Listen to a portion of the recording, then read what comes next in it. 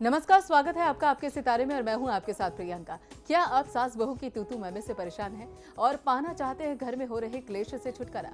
तो आज के हमारे महा उपाय में आचार्य जी बताएंगे गृह कलेश से मुक्ति के अचूक उपाय और साथ ही आपको बताएंगे आज का राशिफल भी। तो शुरू करते हैं आपके सितारे। सास बहू की तू मैमे से हैं परेशान, घर में हो रहे कलेश से चाहिए छुटकारा। जानिए पंडित वैभवनाथ शर्मा से गृह कलेश से मुक्ति के अचूक उपाय। सितारे में आप अपनी हर परेशानी का हल प्राप्त कर सकते हैं और अपने सवाल भी पूछ सकते हैं। इस स्टूडियो में साथ देने के लिए मौजूद हैं विश्व विख्यात ज्योतिषाचार्य और वास्तुशास्त्री पंडित वैभवनाथ शर्मा। आचार्य जी, आपका हार्दिक स्वागत है। जी नमस्कार। तो यदि आपके मन में कोई भी सवाल है तो आप भी हमें कॉल कर सकते हैं। हमारे नंबर्स लगातार आपकी टेलीविजन स्क्रीन पर फ्लैश किए जा रहे हैं और आप हमारे टोल फ्री नंबर पर भी हमें कॉल कर सकते हैं। आप हमसे सीधी बात कर सकते हैं। हमारा टोल फ्री नंबर है 1800-102-6303। आप इस नंबर पर मुफ्त में कॉल करें। इसके अलावा आप हमारे लैंडलाइन नंबर्स 0120-464-6332, 0120-464-6327 पर भी कॉल करके हमसे सीधी बात कर सकते हैं। तो चलिए कार्यक्रम की शुरुआत में सबसे पहले आचार्य जी से जान लेते हैं आज का पंचांग। जी बिल्कुल, आज का पंचांग इस प्रकार से है। विक्रम संवत 2072 मास चल रहा है आषाढ़ का और आषाढ़ मास के कृष्ण पक्ष की आज अमावस्या तिथि है। ये अधिक मास चल रहा था तो आपको मैंने बताया कि ये जो अधिक मास है ये आज समाप्त हो जाएगा। इस आषाढ़ मास का अंतिम पक्ष जो होगा वो 15 दिन का, वो कल से शुद्ध मास जो है वो आखिरी पक्ष जो होगा शुद्ध मास का वो कल से आरंभ हो जाएगा। वार है आज गुरुवार, नक्षत्र है पुनर्वसु, योग है हर्षण और करण है नाग। और आज जो व्रत पर्व और त्योहार मना रहे हैं ये अमावस्या तिथि है, आषाढ़ मास की अमावस्या है, इसलिए इसका महात्म्य ज्यादा होता है। और चलिए जान लेते हैं 12 राशियों का हाल, आज का दिन उनका कैसा रहने वाला है। तो सबसे पहले बात करेंगे मेष राशि की। मेष राशि वाले जातक लोगों को आज की दिनचर्या में कुछ ऐसे लक्षण बन रहे हैं ग्रहों के कि आज आप जो भी कार्य करें उसमें आपको यश की प्राप्ति कम हो पाए। तो ऐसे में फल की चिंता किए बगैर आपको कर्म करना चाहिए। कर्म करना आपका धर्म है। आज की दिनचर्या में आपके मातृ सुख में वृद्धि के संकेत भी साथ ही साथ मिल रहे हैं। आज के दिन को शुभ बनाने के लिए ओम अंग अंगारकाय नमः मंत्र का 108 बार जाप कर लेना आपके लिए सर्वोत्तम होगा। किसी भी व्यक्ति पर बहुत ज्यादा विश्वास इस समय में नहीं करना चाहिए। और चलिए जान लेते हैं कि वृषभ राशि वाले आज के दिन को अच्छा बनाने के लिए क्या उपाय करें और क्या ना करें। वृषभ राशि वाले जातक लोगों के लिए आज की दिनचर्या में संतान पक्ष से संबंधित परेशानियां निरंतर बनी रहने वाली हैं। उसका अभी हाल फिलहाल में कोई समाधान मिलता नहीं दिखाई देता है। ऋण प्राप्ति के लिए यदि अगर आप प्रयासरत हैं तो यह समय अनुकूल कहा जा सकता है। आज की दिनचर्या को शुभ बनाने के लिए हनुमत आराधना कर लेना, भगवान श्री हनुमान की पूजा आराधना करना आपके हित में होगी। आज किसी की बुराई करने से आपको बचना चाहिए। और चलिए जान लेते हैं मिथुन राशि वाले आज क्या उपाय करें। मिथुन राशि वाले जातक लोगों के लिए आज की दिनचर्या में बौद्धिक कार्यों में आपका मन थोड़ा आज कम लगेगा। परिवार से उपहार व सम्मान तथा लाभ मिलने की स्थिति आपके लिए बनती है। आज की दिनचर्या को शुभ बनाने के लिए श्री आदित्य हृदय स्तोत्र का आपको पाठ करना चाहिए। और आज की तिथि में यदि कोई यात्रा की योजना है तो उससे बचना है आपको, क्योंकि यात्रा के दृष्टिकोण से आज का दिन और परिस्थिति आपके पक्ष में नहीं बनते। और चलिए जानते हैं कर्क राशि वाले आज के दिन को शुभ बनाने के लिए क्या उपाय करें और क्या ना करें। कर्क राशि वाले जातक लोगों के लिए अत्यधिक कार्य के दबाव से आपका स्वास्थ्य प्रभावित हो सकता है। स्वास्थ्य के प्रति आपको सचेत रहने की आवश्यकता है। आज की दिनचर्या को शुभ बनाने के लिए देवी दुर्गा की पूजा आराधना करने के साथ साथ सरसों का तेल और काली उड़द का दान किसी दरिद्र को करना आपको बहुत अच्छा लाभ दे सकता है। अपनी पारिवारिक जिम्मेदारियों से आपको मुंह नहीं मोड़ना चाहिए। और चलिए जान लेते हैं सिंह राशि वाले आज के दिन को शुभ बनाने के लिए क्या उपाय करें और क्या ना करें। सिंह राशि वाले जातक लोगों के लिए आपका शत्रु पक्ष आप पर आज हावी होने का प्रयास कर सकता है। आप पूरे परिवार के साथ मनोरंजन के अवसर प्राप्त करेंगे, ऐसे लक्षण भी आज आपके लिए बनते हैं। आज की तिथि को शुभ बनाने के लिए भगवान श्री सीताराम जी की पूजा आराधना आपको करनी चाहिए। ओम रांग रामाय नमः मंत्र का 108 बार जाप कर लेना आपके लिए सर्वोत्तम होगा। किसी भी तरह के दबाव में आकर के बड़े निर्णय करने से आपको बचना है। और चलिए जान लेते हैं कन्या राशि वाले आज क्या उपाय करें। कन्या राशि वाले जातक लोगों को इस दौरान अपने स्वास्थ्य का ध्यान रखना होगा। मौसम में बार बार परिवर्तन होता है, कभी बारिश से वर्षा होने से अचानक ठंड हो जाती है और फिर अचानक गर्मी हो जाती है। तो सर्द गर्म से होने वाले जो रोग हैं ऐसे में आपको ज़्यादा प्रभावित कर सकते हैं। कभी आप एसी में रहेंगे, कभी कूलर में रहेंगे, फिर आप अचानक से धूप में निकल जाएंगे। तो अपने स्वास्थ्य का और अपनी इन आदतों का आपको ध्यान रखना है, इससे आपका स्वास्थ्य बिगड़ सकता है। साथ ही साथ कार्यक्षेत्र के दबाव से व्यर्थ की भागदौड़ भी बनी रहने वाली है, चिंताएं भी आप पर प्रभावी रहेंगी। आज की दिनचर्या को शुभ बनाने के लिए भगवान गणेश की पूजा आराधना करने के साथ साथ छोटे बच्चों में, विद्यार्थियों में अध्ययन सामग्री का यानी स्टेशनरी का वितरण करना आपको बहुत अच्छा फायदा दे सकता है। अपने बारे में, अपने भविष्य को लेकर के या किसी भी व्यक्ति के बारे में बुरा सोचने से बचना चाहिए। और हमारे साथ अब कॉलर्स भी लगातार जुड़ने लगे हैं। रानी हमारे साथ हल्द्वानी से जुड़ गई हैं। रानी पूछिए, आप क्या पूछना चाहती हैं आचार्य जी से। जी प्रणाम, मैं रानी जोशी, मेरी बेटी कंचन, जन्म स्थान नैनीताल, जन्म तिथि 9 सितंबर 1985, समय प्रातः 8:55। गुरुजी, इसने पीएचडी की है परंतु बहुत प्रयासों के बाद भी अच्छी नौकरी नहीं लग रही है। हमने शनि राहु केतु के जाप करा लिए हैं। कृपया बृहस्पति पूजन भी करती है। इसकी अच्छी नौकरी या सरकारी नौकरी कब लगेगी, कृपया धन्यवाद। और साथ ही हम आपको बता दें कि यहाँ पर हमारा संपर्क रानी से नहीं हो पा रहा है, लेकिन रवि हमारे साथ हमारे कॉलर जुड़ गए हैं। रवि पूछिए, आप क्या पूछना चाहते हैं आचार्य जी से। फिलहाल यहाँ पर संपर्क रवि से भी नहीं हो पा रहा है, लेकिन हम आगे भी कॉलर से जुड़ने की कोशिश करेंगे ताकि उनकी समस्याओं का समाधान हो सके। लेकिन फिलहाल यहाँ पर रुकेंगे छोटे से ब्रेक के लिए। ब्रेक के बाद जानेंगे बाकी की बची हुई राशियों का हाल और आज का महाउपाय। बने रहिए हमारे साथ, देखते रहिए समाचार प्लस।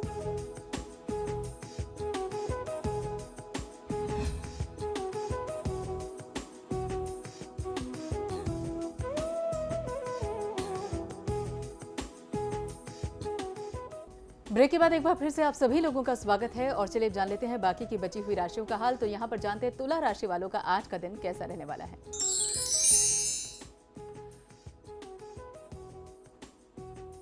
तुला राशि वाले जातक लोगों के लिए आज का दिन बहुत अच्छा कहा जा सकता है। लाभ तो मिलेगा ही मिलेगा, साथ ही साथ मित्रों के साथ स्वादिष्ट भोजन का आनंद लेने का अवसर भी आपको प्राप्त हो सकता है। आर्थिक सहायता प्राप्त होने से आपके कई सारे बाधित और रुके हुए कार्य, अपूर्ण कार्य आज पूरे हो सकते हैं।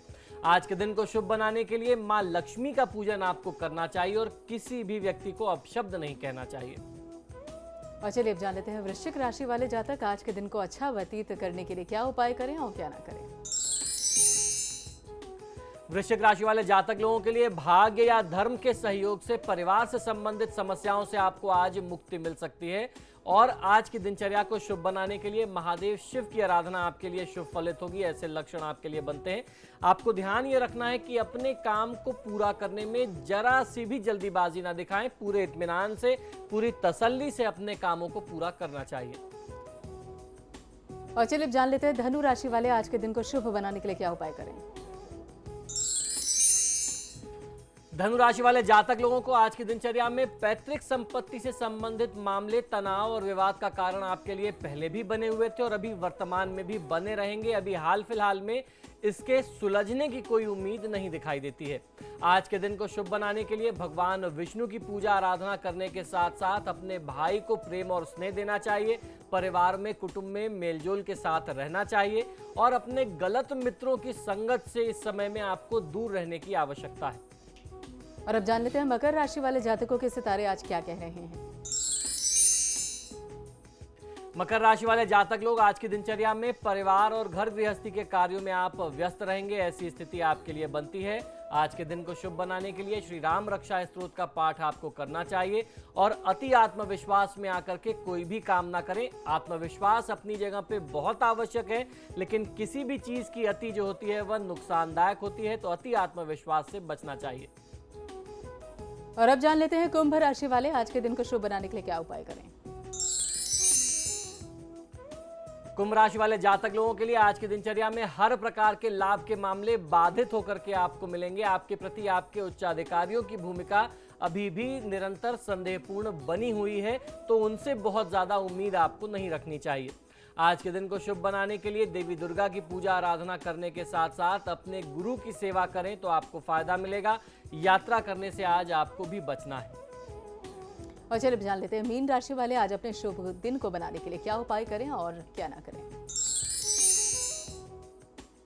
मीन राशि वाले जातक लोग आज की दिनचर्या में आप स्वभाव से प्रगतिशील निरंतर बने रहेंगे। आर्थिक संकटों का भी सामना करना पड़ सकता है, लेकिन फिर भी आप अपने आने वाले भविष्य को लेकर के आशान्वित रहेंगे। आज के दिन को शुभ बनाने के लिए भगवान श्री कृष्ण की पूजा आराधना कर लेना आपके लिए सर्वोत्तम होगा। और घर से बाहर का असमय और अशुद्ध भोजन, या यूं कहा जाए आम भाषा में कि बहुत ज्यादा बाहर का खाना पीना इस समय में करने से बचना चाहिए। और साथ ही अब हमारे साथ हमारे दर्शक भी जुड़ने लगे हैं। उषा मुजफ्फरनगर से हमारे साथ जुड़ गई हैं। उषा, पूछिए आप क्या पूछना चाहती हैं आचार्य जी से। जी आचार्य नमस्ते। जी नमस्कार, बताइए। आचार्य जी, बेटे के बारे में पूछना था। बेटे की जन्म तारीख है जी 1/5/1991। जी 11:22 सुबह की, जी मुजफ्फरनगर।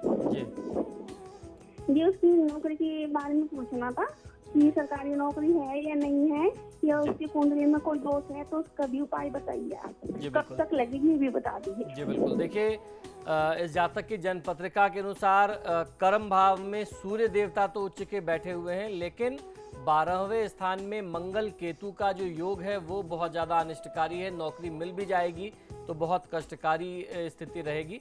तो इसके लिए सरकारी नौकरी के योग तो बनते हैं, लेकिन समय रहते केतु, मंगल और राहु, इन 3 ग्रहों का जाप करा लेना बहुत अच्छा फायदा देगा।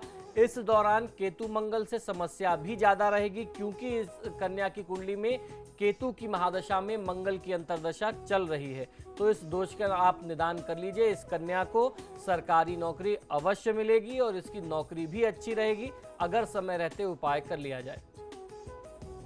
और यहाँ पर उषा के बाद शिवानी हमारे साथ हरिद्वार से जुड़ गई हैं। शिवानी, पूछिए आप क्या सवाल पूछना चाहती हैं आचार्य जी से। आचार्य जी नमस्ते। जी नमस्कार, बताइए। सर, मैं शिवानी चौहान बोल रही हूँ हरिद्वार से, और मेरी जन्म तिथि है 13 जनवरी 1995 जी और रात का समय है 9:50 और जी। दिन शुक्रवार। जी सर, मुझे अपने भविष्य के बारे में, अपनी जॉब के बारे में, गवर्नमेंट जॉब कब लगेगी और विवाह के बारे में पूछना था सर। जी बिल्कुल। देखिए, आपके लिए सरकारी नौकरी के योग बहुत अच्छे तो नहीं बनते हैं, लेकिन फिर भी आप अगर प्राइवेट सेक्टर्स में जॉब करें तो आपको सफलता कहीं अच्छी मिल सकती है। किसी वित्तीय संस्था में, किसी कंसल्टेंसी की फर्म में, या फिर किसी सॉफ्टवेयर से रिलेटेड कंपनी में आपको काम अच्छा मिल सकता है। अगर आप चाहें तो किसी कपड़ों से जुड़े हुए व्यापार में भी या ऐसी संस्था में भी अपने लिए नौकरी के लिए प्रयास कर सकती हैं, वो आपके लिए हितकारी होगा। राहु की महादशा में शुक्र की अंतर्दशा चल रही है और आपका कर्मभाव जो है वह शुक्र से संबंधित है। चंद्रमा वहां बैठा हुआ है, तो जितने भी इस तरीके के काम हैं, आप खाने पीने का काम भी उसमें जोड़ सकते हैं, ट्रैवल से जुड़ा हुआ भी काम जोड़ सकते हैं, वस्त्र परिधानों को जो मैंने बताया उससे जुड़ा हुआ भी काम होता है, फाइनेंस और कंसल्टेशन फर्म, सॉफ्टवेयर से रिलेटेड फर्म्स, ये सारे काम जो हैं इस क्षेत्र में आते हैं। इससे संबंधित आप अपने लिए नौकरी ढूंढ सकते हैं।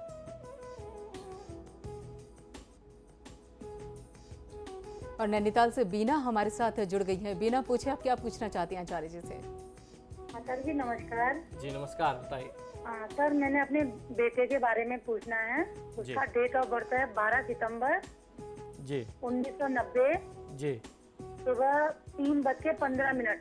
जी सर, उसने बीटेक कर लिया है, 1 साल हो गया, और मैं पूछना चाहती हूँ कि इसकी नौकरी कब तक लगेगी और कितनी जल्दी लग जाएगी। जन्म का किस स्थान क्षेत्र में बता दें। लगेगी? जन्म का स्थान जी? बताइए। नैनीताल। देखिए, नैनीताल जातक सर। की जन्म पत्रिका के अनुसार शुक्र की महादशा में केतु की अंतर्दशा चल रही है और इनकी कुंडली में धन स्थान में शुक्र, बृहस्पति, सूर्य जो हैं वो केतु के साथ ग्रसित हैं। अब जिस जातक की कुंडली में 3 महत्वपूर्ण ग्रह, बृहस्पति इनके लिए सप्तम और कर्म भाव के स्वामी हैं, शुक्र इनके लिए ज्ञान स्थान के स्वामी हैं। अगर इस तरीके से इतने महत्वपूर्ण ग्रहों पर राहु केतु अगर ग्रहण योग लगा देंगे तो उस जातक का जीवन और उस जातक का भविष्य जो है वह निश्चित तौर पर अंधकार में हो जाएगा। तो ऐसे में समय रहते आम लोगों से ज़्यादा उपाय करने की आवश्यकता इस जातक को है। अगर इनको अपना भविष्य अच्छा चाहिए और आप लोग चाहते हैं कि आपके बच्चों का भविष्य अच्छा हो, तो इस उपाय को ज़रूर करना चाहिए। इसका सबसे प्रभावशाली उपाय यही है, कोई भी व्यक्ति आपको बहुत आसानी से कोई भी आचार्य ये उपाय करा सकता है। आप जाकर के उनसे मिलिए और उनसे बोलिए कि जो ग्रह कुंडली में पीड़ित हैं, खासतौर पर शुक्र, बृहस्पति, सूर्य, राहु और केतु, इन 5 ग्रहों के वैदिक मंत्रों का जाप इस बच्चे के लिए कराइए। आपके घर के आसपास जो भी मंदिर होगा वहां आचार्य आपको उपलब्ध मिल जाएंगे। आपके अपने परिवार के कोई आचार्य हों, उनसे बात करके इन ग्रहों की शांति कराइए, फायदा तत्काल मिल जाएगा। और हमारे साथ हल्द्वानी से रानी जुड़ गई हैं। रानी, पूछिए क्या पूछना चाहते हैं आप आचार्य जी से? हेलो जी बताइए। हाँ गुरुजी प्रणाम। जी मैं नमस्कार। रानी जोशी, मेरी पुत्री कंचन, जन्म स्थान नैनीताल, जन्म तिथि 9 सितंबर 1985, समय प्रातः 8:55। गुरुजी इसने पीएचडी की है, बहुत प्रयासों के बाद भी इसकी अच्छी नौकरी नहीं लग पा रही है। हमने शनि, राहु, केतु के जाप करा लिए हैं, साथ में बृहस्पति भगवान की पूजन करती है। इसकी सरकारी नौकरी कब और कहाँ लगेगी, कृपया बताइए। जी बिल्कुल, धन्यवाद। जी बिल्कुल। देखिए, इस जातक की जन्म पत्रिका के अनुसार नौकरी का जो योग इनके लिए बनता है वो 10 अगस्त 2016 के बाद से बनता है। आपने राहु केतु और शनि का जाप कराया, ये बहुत अच्छा है। लग्न में बैठे हुए राहु केतु और शनि का योग बन रहा है, तो ऐसे में ये ज़्यादा अच्छा था, आपने ये उपाय करा लिया है। और जहाँ तक नौकरी की बात करें तो नौकरी, सरकारी नौकरी का योग इस कन्या की कुंडली में बहुत अच्छा बनता है, लेकिन अभी थोड़ा सा विलंब इनकी कुंडली में दिखाई देता है। इस योग को और इस स्थिति को, शनि की महादशा को देखते हुए मैं ये कहना चाहूँगा कि शिव परिवार की पूजा आराधना इस जातक को अवश्य करनी चाहिए, उससे ही इनको लाभ प्राप्त होगा। तो समस्याओं के समाधान के बाद अब चलिए जब जान लेते हैं आज का महाउपाय। जी बिल्कुल, आज के महाउपाय में हम लोग चर्चा करने वाले हैं कि किस प्रकार, कौन सी भगवान की कैसी आप पूजा करें जिससे आपके घर में सुख शांति स्थापित रहे, आपके घर में जो कलह और क्लेश की स्थिति है उस क्लेश की स्थिति से आप बच जाएं। कई बार ऐसा देखने में आया कि भाई भाई में झगड़ा होता है, कई बार ऐसा देखने में आया कि नंद भौजाई में झगड़ा होता है, और कई बार लोगों की शिकायत होती है कि हमारे घर में सास बहू की कलह बहुत ज्यादा होती है। उसका बहुत सरल और बहुत प्रामाणिक, बहुत असरदार, बहुत आसान उपाय मैं आपको बता रहा हूं। आपको करना यह है कि भगवान की एक विशेष फोटो, एक विशेष तस्वीर, स्वरूप की आपको पूजा आराधना करनी है। अगर आप इस स्वरूप की पूजा आराधना निरंतर करेंगे तो आपके परिवार में किसी भी प्रकार के कलह क्लेश की और झगड़े की स्थिति होगी, चाहे वो बाप बेटे का हो, भाई भाई का हो, सास बहू का हो, तत्काल प्रभाव से आपको उसमें लाभ मिलने लगेगा। घर परिवार में अक्सर छोटी छोटी बातों पर बहुत बड़े बड़े विवाद हो जाते हैं। इसके पीछे कई कारण हो सकते हैं। कभी कभी एक दूसरे सदस्य के प्रति जलन की भावना पैदा हो जाती है और वहीं से मनमुटाव धीरे धीरे आगे बढ़ने लगता है। जहां संयुक्त परिवार रहते हैं, यानी जॉइंट फैमिली में जहां रहते हैं, वहां अक्सर सास बहू, देवरानी जेठानी और भाइयों के बीच में या पिता पुत्र के बीच में तू मैं निरंतर देखी जाती है या वहां समय समय पर होती रहती है। इस प्रकार की परिस्थितियां काफी परिवारों में आजकल बनने लगी हैं। हमारे धर्मशास्त्रों में परिवार से इस प्रकार की मानसिकता को दूर करने के लिए बहुत सरल, बहुत प्रभावशाली और बहुत लाभकारी छोटे छोटे उपाय और पूजा की कुछ ऐसे नियम, कुछ ऐसी परंपराएं बताई गई हैं जिसको अगर आप नियम से कुछ समय पालन करें तो आपको लाभ मिलता है। इनका पालन करने पर परिवार के सभी सदस्य, आपसी प्रेम उनके बीच में बना रहता है और किसी भी प्रकार का कलह क्लेश की स्थिति जो है वहां पनपती नहीं, उपजती नहीं। परिवार के सभी सदस्यों में परस्पर प्रेम और स्नेह बना रहे, इसके लिए घर में भगवान श्री राम दरबार की फोटो लगा करके निरंतर सपरिवार उनकी पूजा आराधना करनी चाहिए। श्री राम दरबार का प्रतिदिन आप दर्शन और पूजन करते रहें। यह ऐसे स्थान पर लगाना चाहिए जहां परिवार के सभी सदस्यों की दृष्टि उस पर पड़ती रहे और भगवान का दर्शन सभी सदस्य बहुत आसानी से कर सके। और एक नियम ये रखना चाहिए कि अगर संभव हो जाए तो सब लोग एक साथ स्नान करके पूजा में खड़े होकर के राम दरबार की, श्री राम परिवार की पूजा आराधना करें, उनकी आरती कर सके। श्री राम को परिवार का देवता माना गया है। खासतौर पर गृहस्थ आश्रम के लिए भगवान श्री राम और मर्यादा पुरुषोत्तम जिन्हें कहते हैं, भगवान श्री राम और माता सीता की पूजा आराधना करने से हमारे अंदर अच्छे संस्कारों का जन्म होता है। श्री राम का पूजन और दर्शन मात्र कर लेने से परिवार के बीच में जो भी मनमुटाव होता है और किसी भी प्रकार का वाद विवाद होता है वह समाप्त हो जाता है। भगवान श्री राम के दर्शन करने से परिवार के सभी सदस्यों की सोच जो है वह सकारात्मक बनेगी, पॉजिटिव बनेगी। वे सभी एक दूसरे के लिए अच्छा ही सोचेंगे, एक दूसरे का शुभ प्रयास करेंगे। प्रतिदिन दर्शन और पूजन करने से परिवार पर किसी प्रकार की कोई आपदा और विपदा भी नहीं आती है। घर की आर्थिक स्थिति सुदृढ़ बनी रहती है और परिवार में जो पैसों की तंगी, आर्थिक तंगी चलती रहती है उससे भी आपको मुक्ति मिल जाती है। और प्रयास करना चाहिए कि अगर आप रामचरितमानस का कोई संकल्प ले सकें, जैसे मैं बहुत सारे ऐसे परिवारों को जानता हूं कि उन्होंने अपना एक नियम बना रखा है कि परिवार के सभी सदस्य संध्या काल में 5 दोहे का पाठ एक साथ मिलकर के करेंगे। 5-5 दोहे परिवार के सभी सदस्य रामचरितमानस का पाठ करते हैं। अगर ऐसे संस्कार आपके परिवार में पनपने लगे, भगवान श्री राम की पूजा आराधना करने लगे, तो मर्यादा पुरुषोत्तम के संस्कारों से हम संस्कारित होंगे और आपके घर में, आपके परिवार में गृह क्लेश की और कुटुंब में लड़ाई झगड़े की कहीं कोई स्थिति या कोई जगह ही नहीं बचेगी। तो घर के अंदर राम दरबार सजाइए और सभी कलेशों से, गृह कलेश से मुक्ति पाइए और घर में एकता बनी रहेगी। आचार्य जी, आप स्टूडियो में आए, अपना समय दिया, बहुत बहुत शुक्रिया। सीताराम। तो आपके सितारे में आज के लिए बस इतना ही। खबरों के लिए आप देखते रहिए समाचार प्लस।